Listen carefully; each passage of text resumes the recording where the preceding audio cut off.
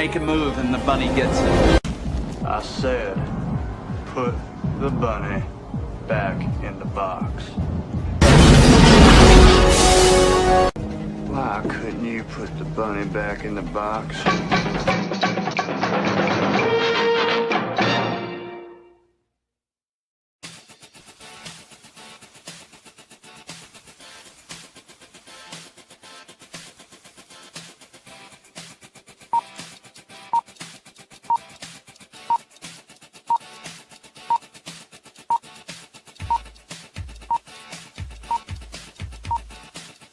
It's showtime.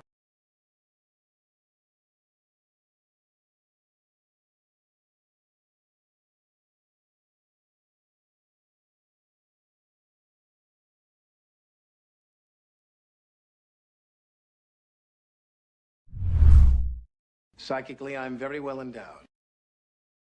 I wanna know what you're thinking.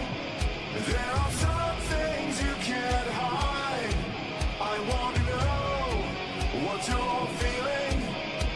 Tell me what's on your mind.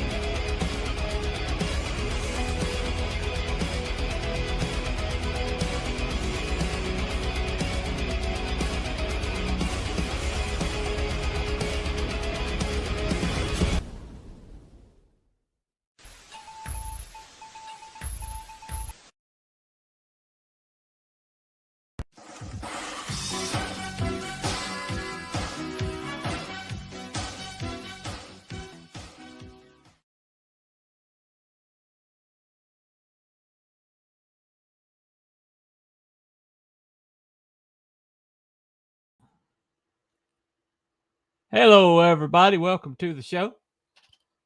As I told over the weekend, I did have a beard mishap where I had to. So, if anybody's wondering, who is that young man on the screen right now? It's me. It's me. The beard is coming back. I had a whole bunch of ladies at the church who's like, "Oh, I love you without the beard." What does chicks have against beards? Does anybody know this? I swear, every single one of those shows where somebody gets a makeover, the first thing that they do is like cut the beard, cut the beard, cut the beard, you know.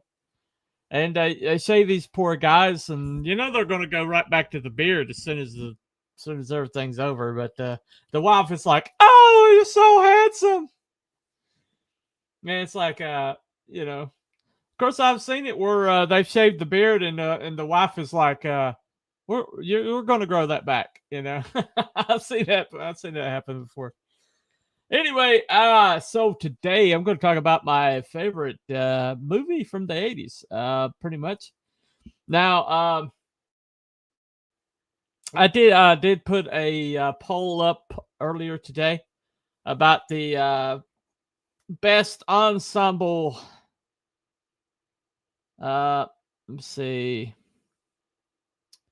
Let me pick it up. Make sure I get the whole entire. Where's it at? All right, here you go. So the poll was best kid ensemble movie of the 80s. Okay, and my choices were E.T., The Goonies, Monster Squad, and A Christmas Story. Now, I like all four. Never been a big E.T. guy. And The Goonies is pretty good. I like The Goonies pretty good. Monster Squad's my movie, though. And A Christmas Story, I love Christmas Story. But, you know, I was trying to think of another kid ensemble movie, and it does have a kid ensemble in it, but it's really more Ralph's story. So I probably shouldn't have included it. But anyway, the results are in after just 7 votes. because X doesn't share anything anymore. But after just 7 votes, but evidently 43% went for the Goonies. Second place is Monster Squad with 29%, ET's 14%, and Christmas Story's 14%. So I guess that's 1 vote each, something like that. Anyway, so that was the poll a little earlier, and I honestly think that because of the way the Monster Squad was, we're going to talk about that. Wolfman has Nards, yep.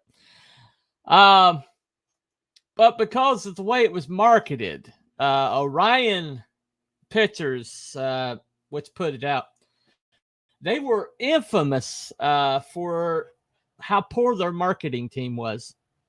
And their screw-ups in marketing sunk them many a picture. I mean, they had some bangers that came out, and they were just completely killed by the marketing. And I don't know if it's ever been investigated. I know that there was some fraud involved with Orion Pictures, and I can't help but wonder if they deliberately tanked pictures for write-off. Because you get insurance when you make pictures, you get an insurance policy to cover losses, and sometimes the insurance was more than you would have probably made if your movie was successful. And Orion Pictures did get caught taking out more insurance. Hold on, I'm sorry. All right, let me put that on Do Not Disturb. But Orion Pictures did get caught, like taking out more insurance than the movies were worth, and then collecting when they crashed. But I mean, they put out things. I'm pretty sure they put out RoboCop. Let me make sure. I don't want to tell you wrong.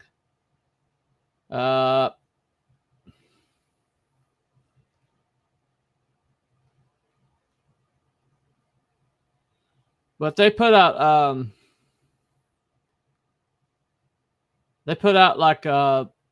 like movies that you would have heard of. They were actually pretty successful there for a while. Let me see.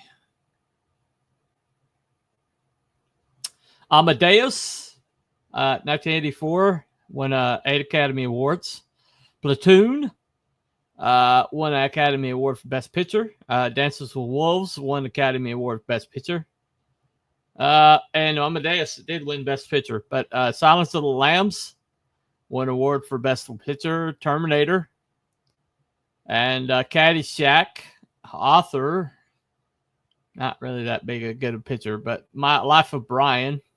I loved Life of Brian. The Great Santini. Prince of the City. That was kind of like their most successful critical successes.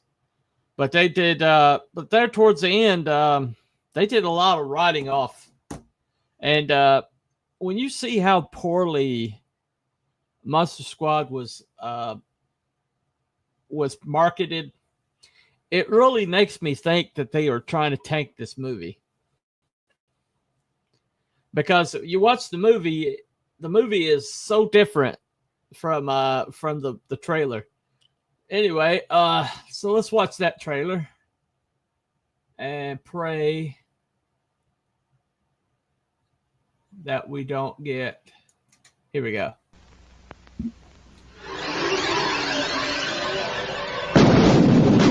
You know who to call when you have ghosts. But who do you call when you have monsters? We're the Monster Squad. What's a squad? It's like Miami Vice, I think. They're young and inexperienced. Naughty virgin. They're a bit disorganized. Monsters are not real. We don't know that, sir. 2,000-year-old dead guys do not get up and walk away by themselves. But when strange things start happening in town... There's a monster in my closet. Ooh! Oh, look at that big, scary monster! What's happening? You wait to kill a werewolf. Silver bullet? They're the only ones ready to do battle. Something's out there that's killing people. And if it's monsters, nobody's gonna do a thing about it but us. Soon the creatures of the night shall rule the world. Real monsters? Us? Midnight. In the world, remember?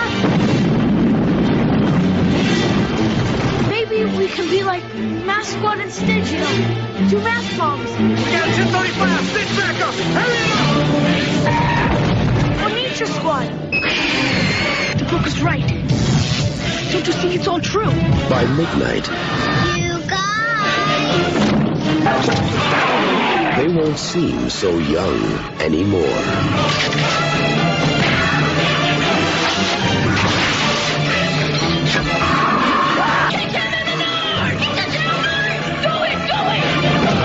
The Monster Squad.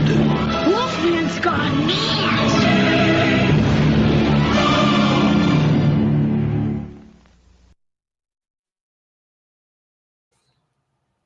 Okay.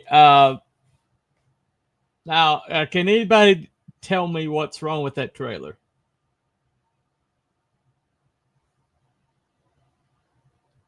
Okay. All of the biggest scenes of the whole entire movie are in the trailer. All of the best lines are in the trailer, and pretty much the whole entire plot is in the trailer.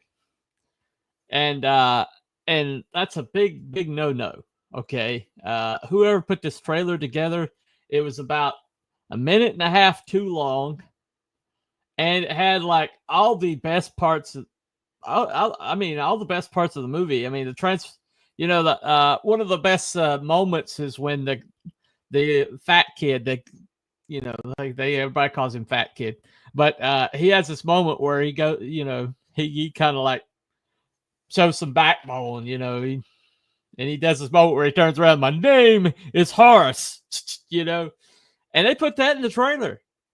I mean, that was a really awesome moment, and that's in the trailer. I mean, that surprised nobody. But I mean, it was like one of the worst, most egregious trailers I've ever seen. They said it's the best gag before we ever saw the movie. Yeah. And they tried to link it to Ghostbusters for some reason. Tonally and just about every conceivable way, it was not anything like Ghostbusters. It wasn't really a comedic movie. I mean, it was basically Goonies with Universal monsters. Okay. Now you watch the Goonies trailer. The Goonies trailer, it had the right feel, it had the right tone, it had the right temperament, and it didn't give anything away. You're like, at the end of the movie, you're like, I need to see this movie because I have no idea what this is even about. It was closer to The Mummy than Ghostbusters. I'll agree to that. I'll definitely agree with that. Definitely had more of the Mummy feel to it. Talking about Brandon Fraser, that particular, because it had some like really horrific stuff in it, right? I mean, Ghostbusters did too, but I mean, Ghostbusters was really played for laughs. But let me show you this right here. Like, this is one scene from the movie.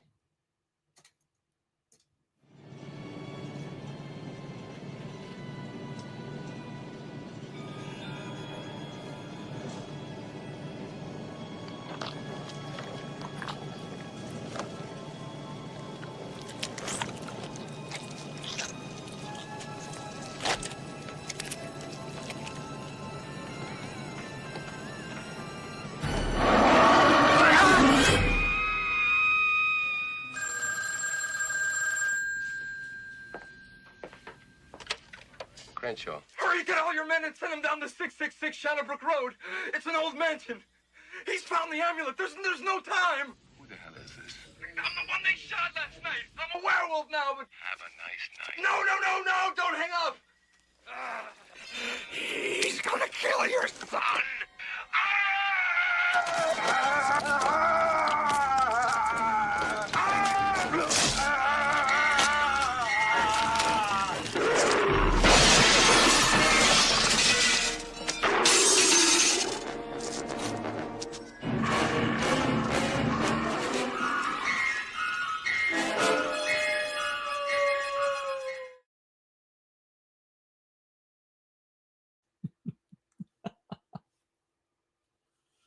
Yeah, I mean that doesn't look like they're playing around, does it? Hold on a second. Brandon Fraser version. Yep. There you go. Let's go, Brandon.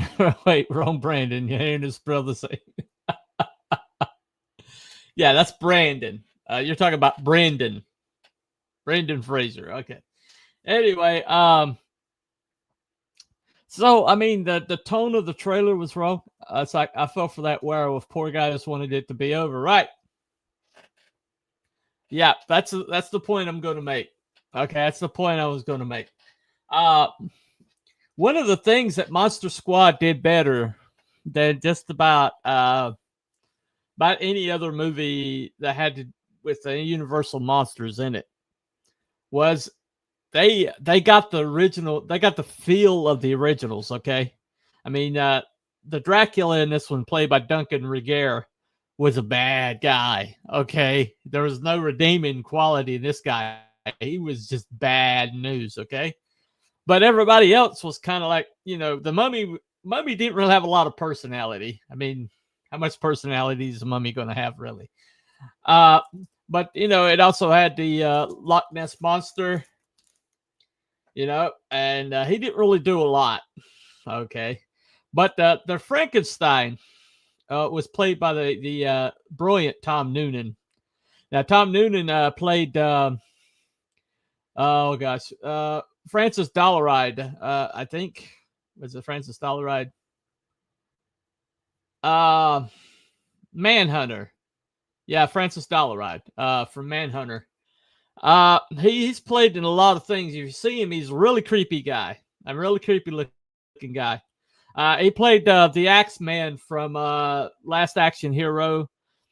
He played a lot of like really interesting roles. But he played Frankenstein in this one. And this Frankenstein was pretty much kind of like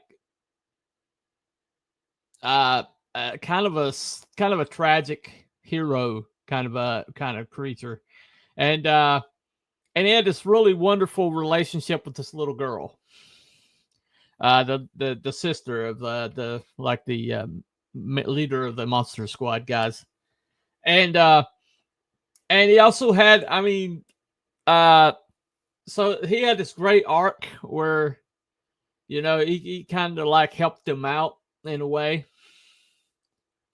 Frankie was their sloth. Yeah. Frankenstein's monster was kind of like their sloth. Yeah. That's why I say this was way more closer to Goonies than the way it was portrayed. They portrayed it kind of like straight up comedy, but it really wasn't comedy.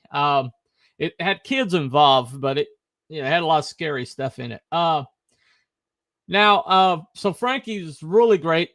Frankenstein's monster is a great character, and what happens at the end will tear your heartstrings. But Dracula's bad. Frankenstein's kind of the Wolf Man. He's a human, but he's trying to like help the kids if he can when he's human, but when he's a Wolf Man, all bets are off. He's pure monster when he's a wolf man. And he has a moment at the end where he does the way he ends up has this moment that is so true to Lawrence from the original Wolfman movie. I mean, it reminded me a lot of Lawrence from the first Wolfman movie. Hey there, Bunny, you're naked. Heck, you look younger. How the hell did you get younger? The beard's coming back. Okay, I addressed this yesterday. Okay, I addressed this yesterday. Go back and watch that video. What's up, Edwin? Good to see you, man. Now, but everybody had an arc. Everybody, and there's a lore involved. There was a MacGuffin, but there was also like a time limit involved, and it's a whole, kind of like the world's going to end if something doesn't happen, and these kids are like the only ones that see it, you know, and it kind of had a lot of horror movie tropes. And one of the criticisms that people had was the kids cussed too much. And I was like, yeah, kids cuss, man. That happens, especially when they're by themselves. They didn't cuss in front of their parents, really, but when they were by themselves and they were with them, you know, just them, they cussed up a storm, you know. And some like critics had a problem with that. This is supposed to be a kids movie, and they never claimed to be a kids movie. It was a movie with kids in it, but it wasn't necessarily a kids movie. But kids love this movie. They've embraced it over the years. But so it had a pretty decent lore to it. It kind of had some pretty decent suspense to it, and there's also this whole entire gag involving you know, to banish Dracula to limbo. A virgin had to read this like recitation with a amulet in their hand, and there's this great gag where where they get a girl to do it, and then well, it doesn't work, and it's like, well, you said you was a virgin, and she's like, well, my boyfriend, but Steve doesn't count. He's like, doesn't count. But I mean, it's just great moments like that. It's all over this movie, but you know, like I said, I think I really think that somebody in Orion Pictures was trying to tank this movie. I really honestly believe that. When you see the trailer, that trailer is just so egregious. I mean, it's absolutely egregious. Okay. But the thing about it is though, there are people like who've fashioned their whole entire persona out of this next clip. Because there's a guy that's actually, there's a channel called Wolfman's Got Nards. And there's also somebody on YouTube or X that's Wolfman's Got Nards. I thought about using that myself. But this is the clip. Kick him in the nose! Kick him in the nose! He doesn't have nose! Do it! Do it! Wolfman's got nards! Come on! Come on!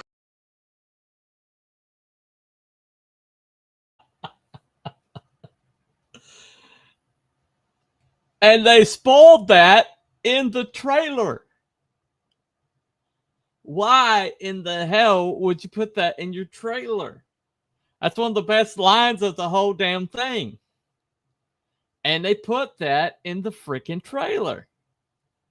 I mean, if I were, you know, if I were the FCC, and they did eventually investigate Orion Pictures, and because Orion was doing stuff like they were making these pictures, then they were shelving them, and there was all sorts of shady shit going on. But the thing about it is, though, is this basically was hold on a second. I remember while watching the Goonies as a kid, maybe it was Stand By Me, my mother heard the language and said, kids don't really talk like that, do they? I know. Yes. Yes, they do. Kids do talk like that. I had this discussion with a guy on X, I think it was, when I was talking about this movie, and that you know, this is the way kids really, especially Gen X kids. Gen X kids cussed a lot. Okay. I mean, we're pretty much feral. We're pretty much left to our own designs. One reason why Gen X really vibes with this Monster Squad movie is the parents, except for the cop dad, the parents really don't get involved. The parents aren't really a factor. None of the kids feel like they can talk or tell their parents, and it's like the kids like, there's a mummy in my closet, and the dad's like, he opens the door and he's like, there's no mummy in there, and he's like, ooh, ooh, and the mummy's back there in the closet, like, raising his skeletal face up to the light, and then he shuts the door and he's like, go to sleep, But Eugene, I think his name was Eugene. Yeah, it was Eugene. But it's just like stupid stuff like that. But I mean, the dad gets involved because he's a cop. But other than that, and nobody's really involved. This is Gen X kids, man. They're pretty much left on their own. The Goonies was similar in that, but the parents did kind of like, they were looking for the kids. There at the end, they did show some concern, but these the kids and the parents and Monster Squad, nowhere. Okay, as a matter of fact, they were probably kind of like, the kids would come in later, looking harried, looking like they've been through a war, and the parents would be like, it's like, what did you do to your clothes? You know it. I mean, Gen X kids, man, that's the way our parents would have reacted. What did you do to your clothes? It's like, I just fought Dracula and his minions and saved this dimension from being slid into limbo. Yeah, but I got to replace those jeans. Look, they're ripped up. Are you going to pay for those jeans? As well as I do, that's how our parents would have reacted. As well as I do, that's what would happen. Okay, the parents would have not been on board at all. And the whole downtown, was almost got sucked into a vortex. But the parents will still be like, yeah, but they ruined my kids' sneakers. You know how expensive sneakers are? But I mean, it's just really a great movie, okay? And it's pretty much like it pretty much had the same trajectory as Wizard of Oz. Wizard of Oz, when it's in the theaters, it didn't really do well because of compared to the budget. Because of Gone with the Wind was in the theaters at the same time. And Gone with the Wind still remains to this day, adjusted for inflation, the biggest earning movie of all time. I think it's something like 20 billion or something like that, if you adjust it for inflation. It's ridiculous. Okay. Everybody went and saw Gone with the Wind. But because of that, Wizard of Oz didn't really get a fair shake. I mean, it was kind of offering a kid's alternative to Going with the Wind, but people were taking their kids to see Going with the Wind anyway. But Wizard of Oz, I remember that they started showing Wizard of Oz annually, like once a year. Wizard of Oz would come on the channel, on the television. It's usually in the fall, right before school went back in. It'd probably be showing it this week, but it was like an event. So Wizard of Oz is coming on, and I just remember that everybody would gather around the television and they'd watch Wizard of Oz. And this is before we had like home video or VHS or anything like that. So when it came on television, you watched it. And so Wizard of Oz kind of felt a second life in television. And another movie that happened to was A Christmas Story. Christmas Story bombed in the theaters. You watched the trailer for Christmas Story was bad.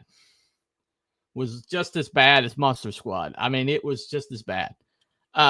You watched the trailer for A Christmas Story, and you think what you're getting is some slapstick comedy. I mean, they made it kind of look like something from National Lampoon. You know, you kind of expect Clark Griswold to be in the trailer, but it's actually a slice of life. You know, it's very deep. It's very varied. It's very well written, but you would not know that from the trailer.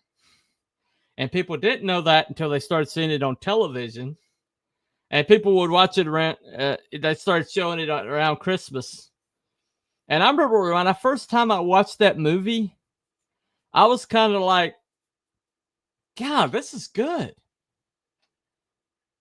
I mean, this was really, really good. Because I remember the trailer and seeing the trailer, and I just had no interest because the trailer was so bad. But it's now like everybody quotes that movie. I mean, everybody quotes that movie. And those entire swaths of it. Me and Craig used to like have like entire dialogues with each other straight from that movie. But Monster Squad was very similar in that when it hit the theaters, the trailer was horrible. People didn't go see it. Hold on a second. Gotta step away for a few minutes. Hopefully I'll be back shortly. All right, Wrangler, no problem. But people just didn't really see it in the theaters. And so eventually when it started coming on television,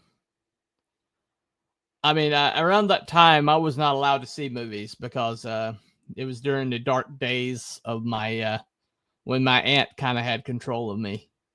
I wasn't even watching TV at that time. But when I watched this movie the first time, it just felt like home. You know, I love Universal Monsters. I grew up reading the Crestwood books. And so I love the Goonies. I love the Little Rascals. I loved movies with ensembles of kids. And so this was kind of like two of my biggest loves were shoved together in a movie. And I absolutely loved it. I enjoyed watching it. I thought about, I actually had uploaded the montage that appears in the middle of this movie. But it pinged off of the copyright, so I'm afraid to show it. You know, what kind of world we live in now, you know, what kind of world. But, you know, I just really enjoyed, the, like the lore that they built up in this movie. You know, they had to have a reason why Dracula and all his minions were coming to this place at this time. And they came up with this really cool like backstory having to do with an amulet. And they managed to kind of weave in Alexander Van Helsing. And so they just wanted to bring Dracula to California. And so they figured out a way to do it. And they brought in the werewolf, and they brought in Frankenstein. Frankenstein's monster, actually. Not Frankenstein, but Frankenstein's monster. You know, the mummy. And the creature from the Black Lagoon. Except it's more of a merman than a creature from the Black Lagoon. But I digress. But they also, in the middle of that, they had this creepy neighbor. And they had this moment where they go looking, you know, they think he might be a monster too. And so they think he might be a vampire, you know, because they never see him during the day. And so they kind of go snooping around, and they discover that not only is he not a vampire, but he is a Holocaust survivor. And the way they tell it that he's a Holocaust survivor is is they're asking it, they're like, well, we thought you were, he's like, a vampire. He's like, well, I'm not a vampire. See, I have a, my face is in the mirror here. You can see me, you might see my face in the mirror. So that means I'm not a vampire. And they're like, it's like, wow, you know a lot about monsters. And when he lets him out, they kind of give him that compliment. And as he's shutting the door, you see the tattoo on his forearm. He's like, yes, I do know a lot about monsters. Right in the middle of this kid's movie, they stick that in. I mean, and that was, I mean, you go back and you watch it, and there's a lot of like nuances that you miss. But this movie, I will say, is I watch this movie before I watch Goonies. I watch this movie before I watch E.T. I mean, it's just it exists in a kind of a it's similar to Rocky Horror Picture Show in a way, because there's nothing else like it. And Rocky Horror kind of goes off the Universal monsters, kind of like, except for transvestites. But and so, but this was it kind of occupies a kind of a similar space, the pastiche of like the Universal monsters. But it just has a really interesting, unique kind of feel to it. That's really not like any other movie of this type from the 80s. And so I think it is the best kids ensemble movie from that time. But anyway, I just I wanted to get on here, and I wanted to kind of wax poetic about one of my favorite all-time movies. So if there's anybody in the chat that's interacting with me today, what do you have any memories? You have any favorite parts of this particular movie that you want to point out?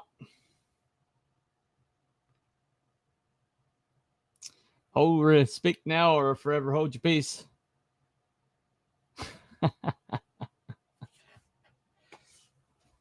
All right, it's my usual level of participation.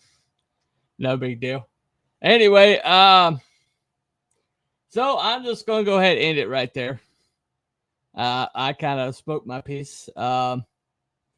Anyway, so thank you all for coming and hanging out with me for a little while. Sorry that the show was so short today. I had a whole bunch of clips I wanted to show that bounced off of copyright. And so even if it says that you can play this and it won't affect your channel, you still have a chance of getting taken down, because the copyright system of the upload is not the same as the copyright system of the live stream, the AI that's monitoring live streams. And so even if this part over here okays it, that doesn't necessarily mean that if you play it for your live stream that it won't get taken down. It's like the other day. Evidently, I had some when I was doing The Chosen. Evidently, one of my videos triggered a takedown for a minute or two, even though my phone, which I monitor this sort of thing, never went down. But evidently other people said that I blinked out of existence for a few minutes. So, and that was those clips were all cleared. I mean, there's some copyright on some of them, but it said it wouldn't hurt my stream, and yet evidently I had one take it down for a minute or two. So the only way to prevent it is to not play any clips that have any kind of copyright on them whatsoever. That's what we're dealing with right now. But anyway, thank you all for coming. I will see you this Thursday Not sure what the Gen X Files is going to be on. I'll think of something. But thank you all for coming, and we will see you next time. Follow White Rabbit. Bye, everybody.